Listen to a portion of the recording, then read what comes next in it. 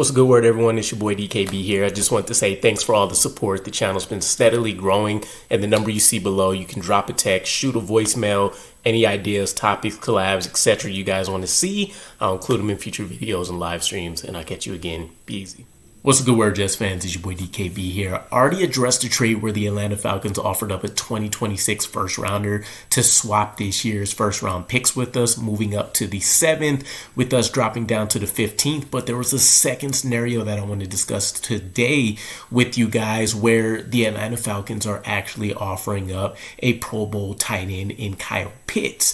Now, this is intriguing to me because you have this Tyler Warren conversation for the New York Jets, and that would still probably be the preferred move, right? Tyler Warren being looked at as maybe not an elite tier receiving threat, but he's still one of the best all-around tight ends. Kyle Pitts would specifically be with receiving in mind if we were to pick him up. So the thought process here is that Kyle Pitts is still extremely young. I believe he doesn't turn 25 until October. And we also know tight end is one of those positions where it can take a little bit of time for some of these players to develop and then ultimately start breaking out and having some consistency. And it's not like Kyle Pitts is a complete wash here, right?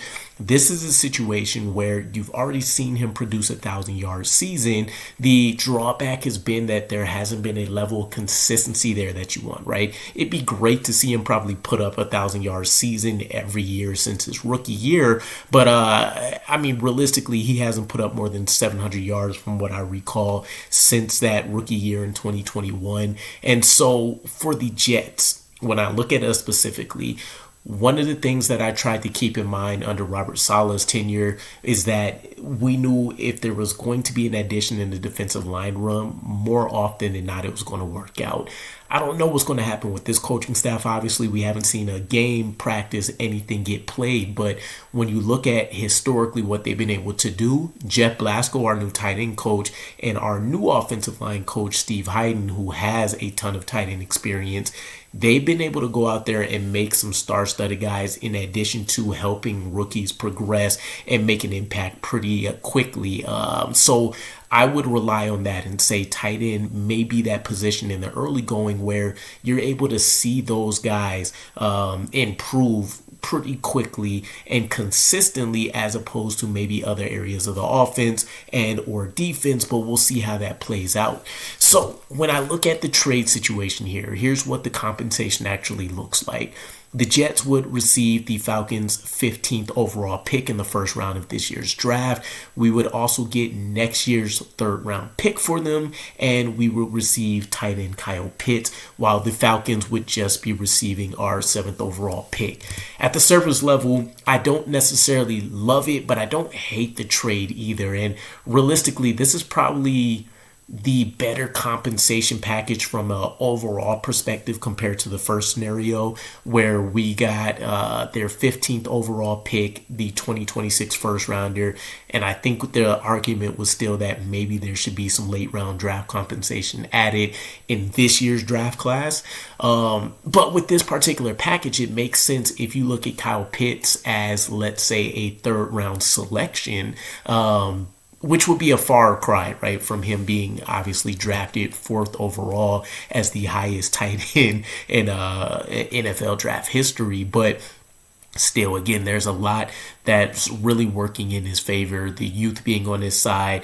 Only has 10 career touchdowns so far over his first 4 years, and the Falcons have already picked up his 5th-year option, pretty much betting on Raheem Morris and company being able to pull out hopefully another trick and get him to produce his best season since his rookie year. But still, again, 1,000 yards as a rookie, you know if he can do it once, he can do it again. And it's not like he's been just a non-impact, non-starter type player for the Falcons. They do have a litany of other weapons there, obviously.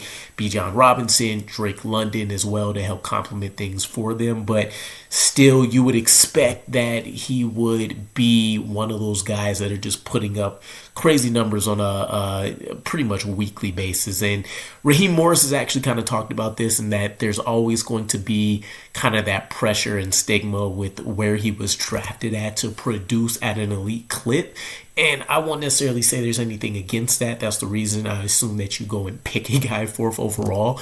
But I think our coaching staff can get more out of him than probably what we've seen with the Falcons so far, which is what I would be betting on in this high upside situation. A guy that we've already seen look like one of the best in the league, and a guy that's really like a top 12 to 15-ish type player overall. So I feel comfortable with the floor.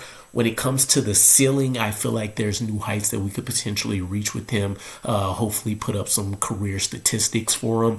But everything around it is going to be, I think the focal point for him will be making sure that he's a consistent impact player from a weekly basis. And this is going to have a lot to do with game planning.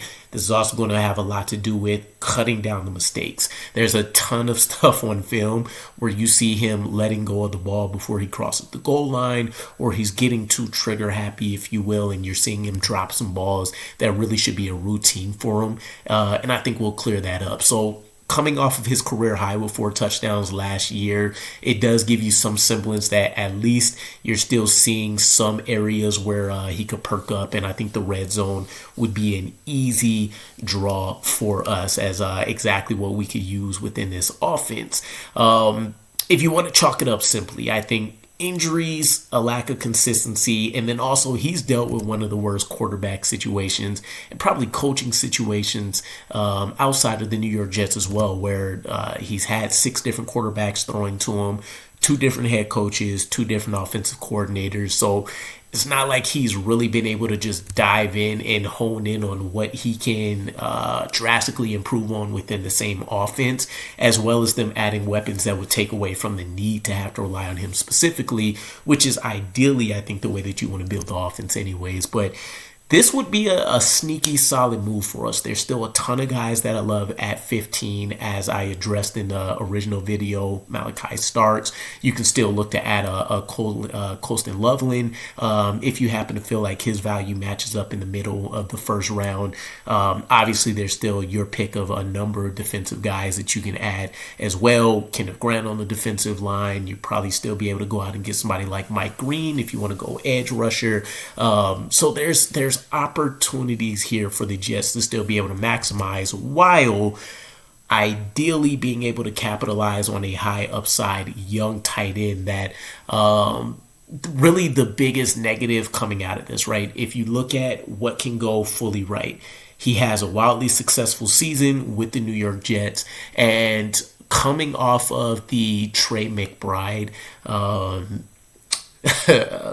breakthrough contract that he got, $19 million per year. I want to say he was guaranteed $43 million, something like that. Either way, the negative would be that you're getting a 1-year rental that's going to price himself out.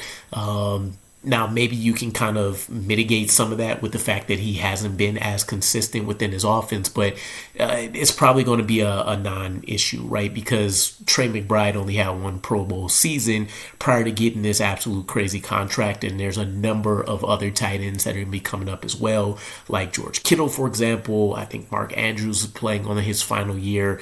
There's going to be a lot of these other top-tier guys that have done better than Trey McBride in recent memory, more consistently than Trey McBride in recent memory, and we'll have to see how those contracts play out as well. So a little bit of a buffer, but also a little bit of concern if you're the New York Jets and looking at it. But again, this could be kind of the perfect storm. A 1-year rental in Kyle Pitts that you can turn into comp picks down the road, while trying to go ahead and develop up some of the guys that you would draft under him, whether that's a Colston Loveland, whether that's somebody like I don't know, you guys know I like the Hawes guy out of Iowa, I think was the school. Either way, there, Mason Taylor, take your pick, right? There's a ton of guys in the day 2 and day 3 that you love to see be able to get a little bit of a cushion in terms of having to have some immediate success on the field. But let me know what you guys think. Kyle Pitts, is it worth the swing for the New York Jets if you're looking at trying to add some weapons? Also,